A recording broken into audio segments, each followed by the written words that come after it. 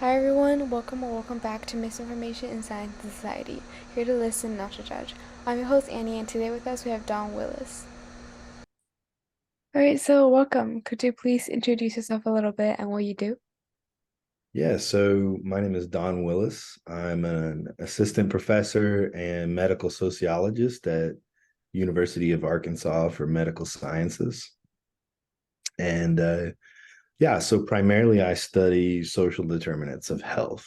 And that can mean a wide variety of things, but uh, to maybe simplify it, I study how our social lives and health and medicine intersect.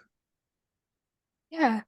So, in your role as like an assistant professor in like the Department of like Internal Medicine, have you come Mhm. across like instances where like misinformation impacted a patient's health or the decisions that made about their health? So I would say I have not in any individual cases. So Mm-hmm. as a medical sociologist, primarily what I do is study population level data or community level data. And of course, within those data sets are individuals. Mm-hmm. Uh, but to clarify, although I'm in the Department of Internal Medicine, I'm not a clinician, so I don't see patients myself. But in my field of research, we definitely do pay attention to the role that misinformation plays.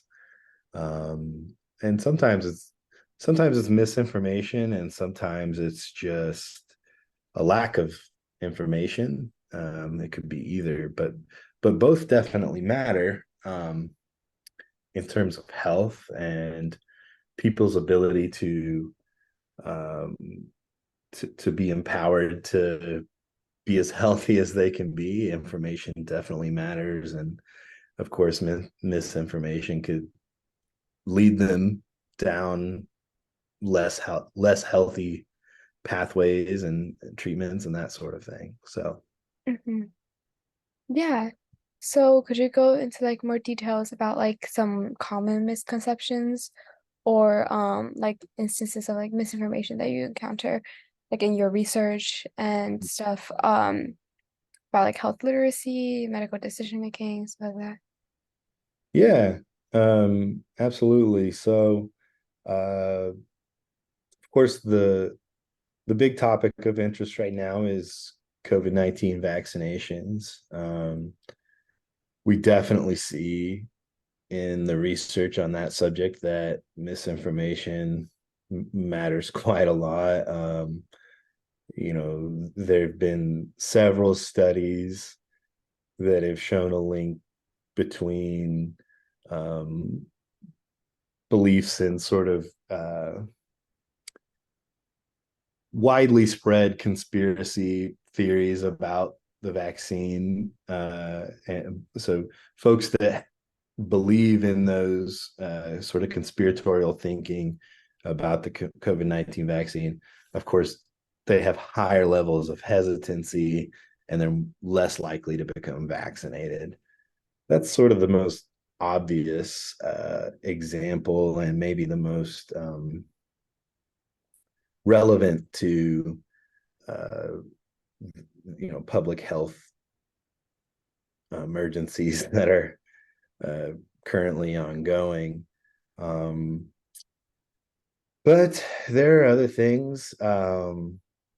Sometimes the misinformation isn't just among the general public, but it can also be among researchers. As a medical sociologist with a social sciences training and background in a medical school, one of the things related to misinformation that I run into with other researchers sometimes is in their understanding of racial health disparities. So a lot of folks with biomedical training, they they see reports of racial disparities in health, but they haven't had as much training in terms of understanding what race actually is and social construction of race and that sort of thing. And so sometimes it's still a very common practice in biomedical research to report a racial health disparity, but give no information about what the variable of race means. Mhm. And so that's a reflection of misinformation on the researcher's part, but it also contributes to and perpetuates misinformation about the causes of those disparities because um, there is a common understanding of race as a biological phenomenon that isn't backed up by the science and research.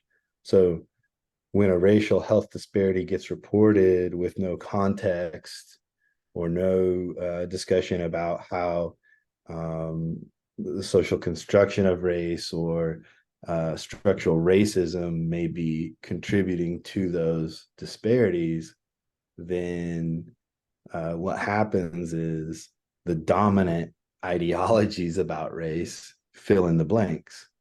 Mhm. And that dominant ideology is the belief that race is biological. And so when researchers put out studies of racial health disparities without that more, without even a definition of what race is, then again, it's due to their own misinformation that they've consumed over the lifetime, but it also perpetuates misinformation about the causes of that disparity. That's one other example that's maybe uh, less talked about. So Yeah.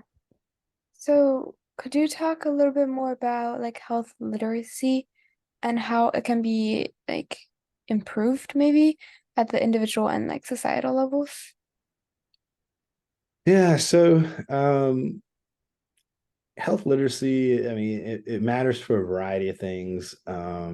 There's some great and not so great measures of health literacy. I mean, the way a lot of researchers measure it is just by asking people, how confident do you feel filling out medical forms? And that's a pretty good indicator of it because when you're filling out those forms, you're asked all kinds of questions about your health. And oftentimes it's in a kind of medical jargon that,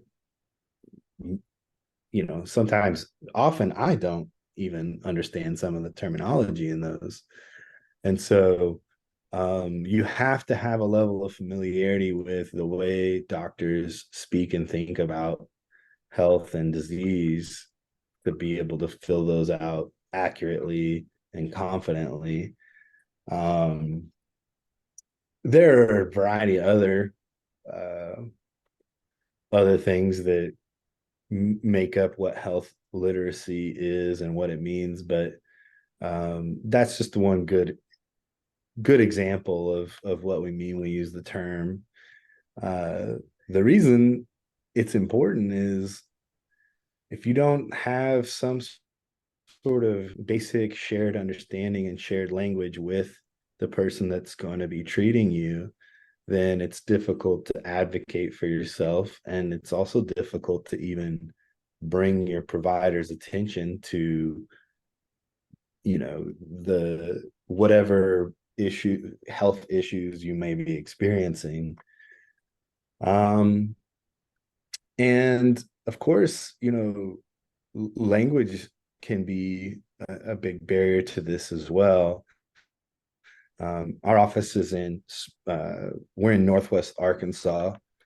And in Northwest Arkansas, we have it's the most uh, concentrated population of Marshall Islanders in the continental U.S.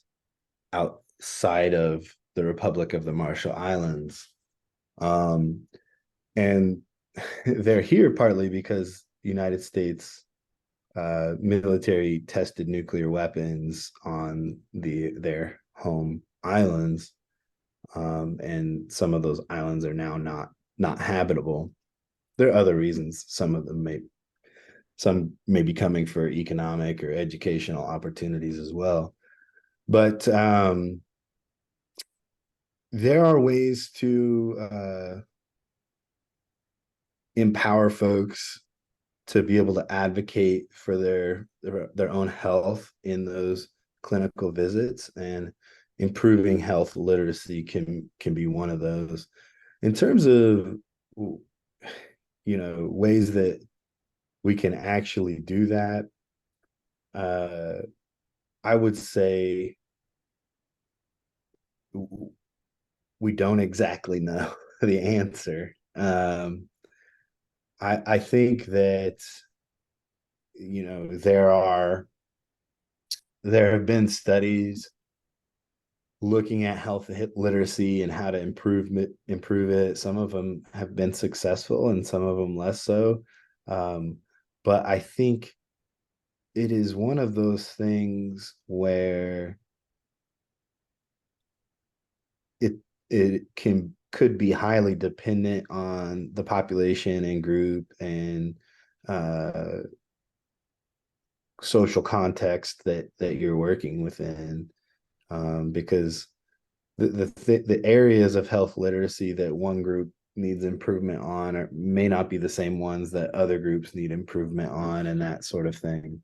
So I'm hesitant to give any kind of universal answer about how we improve health literacy on the part of patients. Now, there is, I think, another conversation to be had about on the provider end, being able to um, communicate aspects of health and medicine in a way that's more widely understandable as well.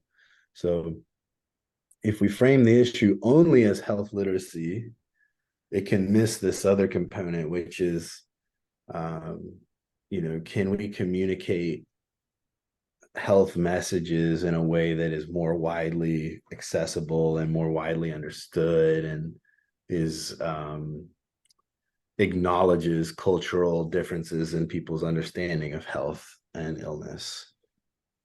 Yeah. Um, so what about like the impact of digital media on health information or misinformation, particularly like concerning the ease of like information spread on like social media platforms and things like that? So I'll try to give a short answer here, because um while social media misinformation, it definitely impacts my areas of research.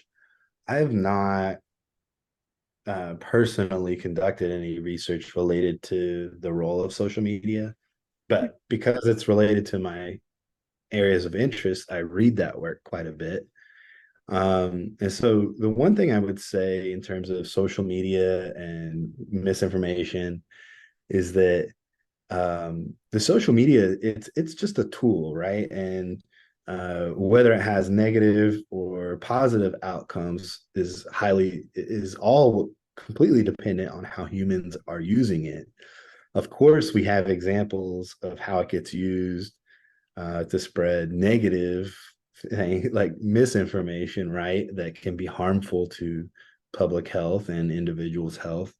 Um, but I think there can be a reactionary response to that problem among some that would, if we sort of just reacting to that negative piece the way social media impacts health, some might say, well, the problem is social media, locating the problem in just the technology. Well, the technology doesn't have any malicious intent. It's just a tool, as I said. So rather than my hope would be that rather than abandoning social media because we know it gets used for uh, misinformation, is that we need more accurate and uh, correct information in social media. So I think the way to combat it is with better information through those outlets and channels. Yeah. Um, Now, how you do that, there's a lot of different,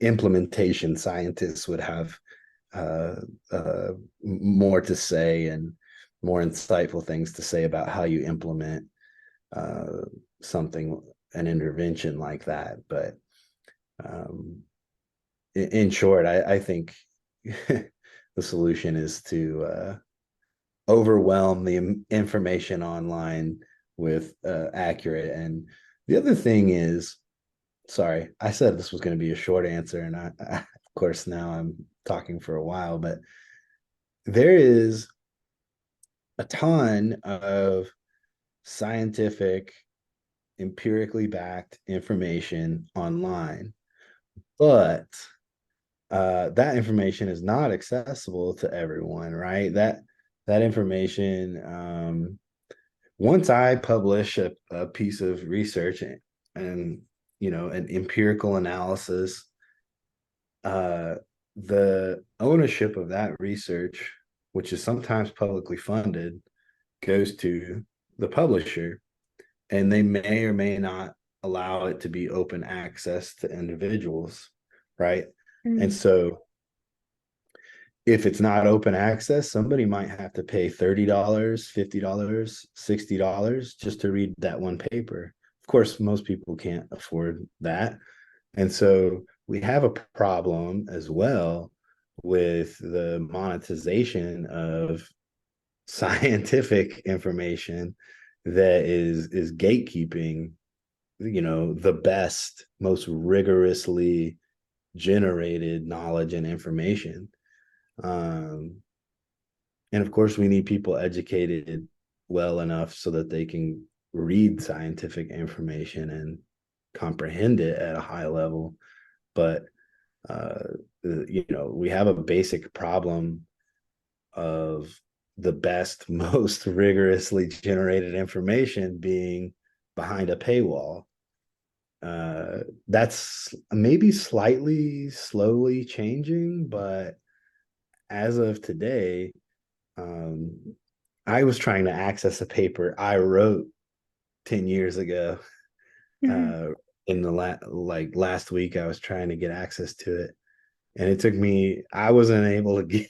I wasn't able to find it, or I wasn't able to access it through my libraries. I have advantaged, privileged access because I have two university libraries that I can search through, and I still couldn't get it. So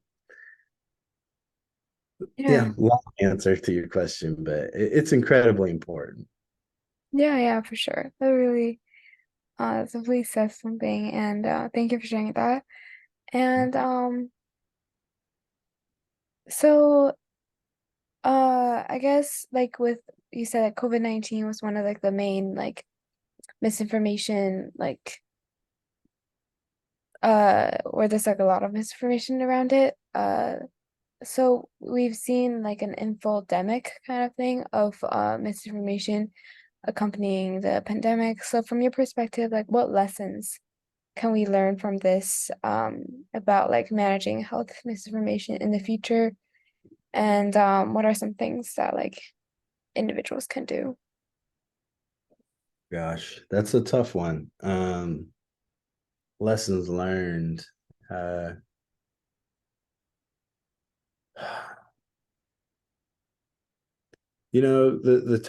the really difficult thing about coming up with lessons learned for COVID-19 at this stage is that we're still in it. We're still learning. Hopefully we're still learning. Mm-hmm. In There are a lot of lessons learned in terms of public health overall. Um, Particularly our concept of health is highly individualized, right? Like the way we think about health and medicine is if you get sick, go to the doctor. The doctor gives you a treatment for that individual. We don't culturally in the United States, we don't have a good understanding of how something like an infectious disease spreads and impacts people. And Mm-hmm. so, not just information wise, but I think culturally, there's a lesson to be learned that our health and illness is more closely intertwined with one another than we often think it is. I Mm. mean, that's to me, that's the biggest lesson, and it's somewhat related to information, maybe, but I think it's deeper than that. I think it's more of a cultural, on a cultural level, and uh, cultural things like that are what sociologists sometimes refer to as sticky because they're very durable things. They're not easily changed. Um, and so, uh, but that would be one of them. It looks like my screen might be freezing. Can you still Uh, see me okay? you're good now, yeah. Okay. Uh, I think that's one lesson learned. But yeah, in general, I'm a little hesitant to say too many lessons learned because I think we're still learning them. It's been a really unique thing to be studying a pandemic as it's happening. I mean, most researchers, often we have uh, more distance from an event that we're studying, but this we're studying as it unfolds. And honestly, I think that has led to a lot of the misinformation because I think there's a public understanding of science that is like if scientists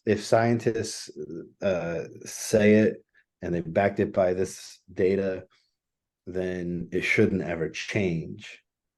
But the pandemic and what we knew about it was always changing and evolving over time. And so, what the public reasonably got frustrated when they would hear one thing from experts, but then the experts would learn something new and the advice and recommendations might change.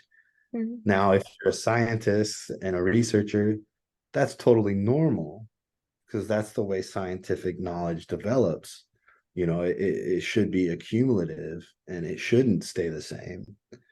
Um, Especially, as new information becomes available.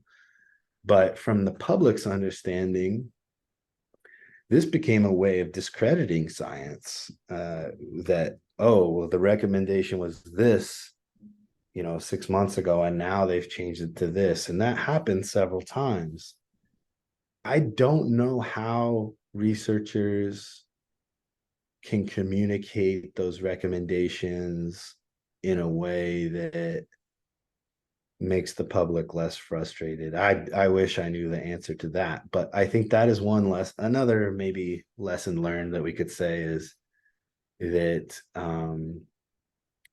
the public understanding of how scientific knowledge develops and changes is that's an area where maybe our educational systems can improve things in terms of understanding that if the best knowledge today just is different than the best knowledge 6 months ago. That's not because scientists are necessarily bad at their job. It's because new information and new data or better data became available.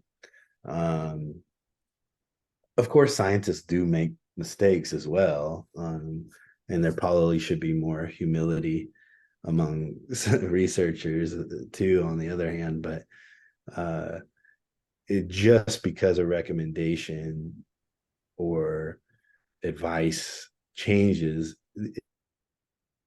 the earlier recommendations uh, weren't weren't made based on rigorous research, if that makes any sense.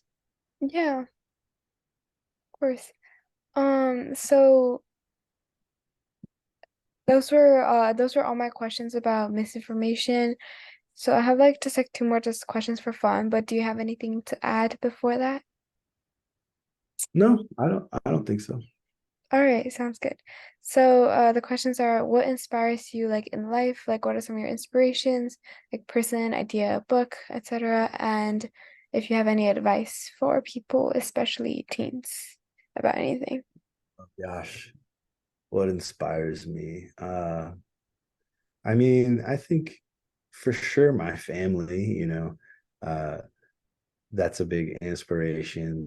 Like when I go to work and I am thinking about ways that we can reorganize society or redesign policy to improve health, a big thing I'm thinking about is what resources and what kind of social world will exist for my children as they get older.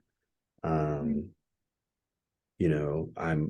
my hope is that they, that the world they grow up and grow into is more supportive and conducive to healthy living. And so that's one thing. I've had a lot of scholars and mentors that inspire me too. Um, there's some of these, it's kind of funny to say people inspire you that you've never met, but some of the researchers that really inspire me are folks like uh, David Williams, who's a medical sociologist at Harvard, Nancy Krieger, also. I think she may be in public health at Harvard. Um, let's see. I mean, I could go on and on. Bruce Link and Joe Fallon, they're really fundamental thinkers in terms of thinking about how social conditions influence health. Mhm. Uh, and then what was the second question again? If you Oh, have any advice. advice for teens. Yeah. Uh, yeah, my advice would be, um, you know, find something that you really love, you know, and focus on that. Um, in terms of a career, make sure it's something that you'll be excited about when you go in to do it every day. Um, in terms of career advice, in Mhm. terms of just life advice, one thing I wish somebody had told me as a teenager, and also, as I began my undergraduate degree, is that there's not going to be any other time in your life where you have as much time and an ability to learn as whatever you want to learn.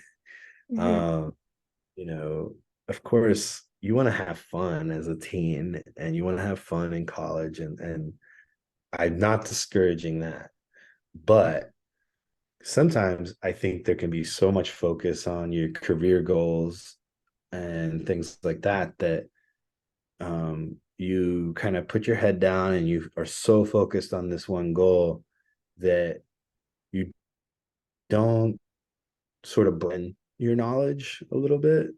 So I can still remember in undergrad, which I still didn't quite know what I wanted to do yet, but there might be a class on like film or theater or language I really wanted to learn.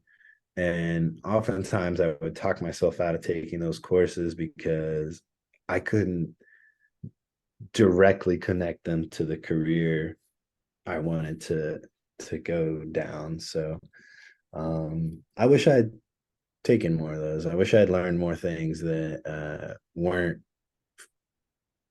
um, directly tied to my career path because learning's fun and you're not going to have any other times where where you get to just kind of explore and be imaginative about uh, the things you're curious about. So take advantage of that. All right. Thank you for those and thank you for this whole interview. That's it. That's all I have. And yeah, thank you for your time and your insights. No problem. Thank you, and hope you keep on with this project. That's a great idea. Thank you. Take care. Bye.